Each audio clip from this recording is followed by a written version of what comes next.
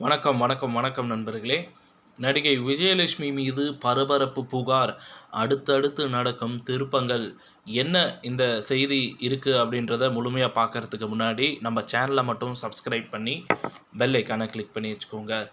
சீமான் மீதான புகார் குறித்து நடிகை விஜயலட்சுமி 8 மணி நேரம் போலீஸ் விசாரணை நடத்தினாங்க.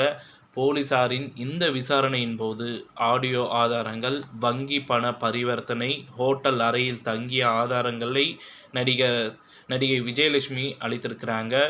மேலும் இந்த நிலையில சீமான் மீது அவதூறு பரப்பும் நடிகை விஜயலட்சுமி மீது நடவடிக்கை எடுக்க வலியுறுத்தி ஆவடி காவல் ஆணையர் அலுவலகத்தில் நாம் தமிழர் கட்சியினர் புகார் அளித்திருக்கிறாங்க.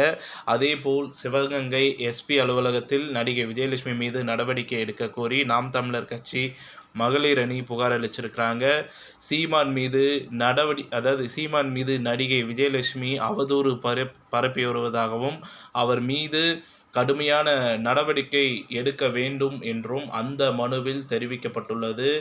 மேலும் இந்த விசாரணையானது எந்த கட்டத்தில் செல்கிறது, மேலும் இந்த விஷயம் பார்த்தீங்கன்னா விஜயலட்சுமி மீது சாதகமாக முடியுமா, அல்லது நாம் தமிழர் கட்சியின் தலைவர் சீமான் மீது பார்த்தீங்கன்னா இந்த விஷயம் சாதகமாக முடியுமா அப்படின்றத எல்லாமே பார்த்தீங்கன்னா பொறுத்திருந்து பார்ப்போம். அடுத்தடுத்த வீடியோவில் சீமான் மற்றும் விஜயலட்சுமி அவர்களின் வழக்கு எந்த நிலையில் சென்று கொண்டிருக்கிறது அப்படின்ற அப்டேட்ஸ் எல்லாமே அடுத்தடுத்த வீடியோவில் கொடுக்குறேன். அதுக்கு நீங்கள் செய்ய வேண்டிய ஒரே ஒரு விஷயம், நம்ம சேனலை மட்டும் சப்ஸ்கிரைப் பண்ணி பெல் ஐக்கானை கிளிக் பண்ணி வச்சுக்கோங்க.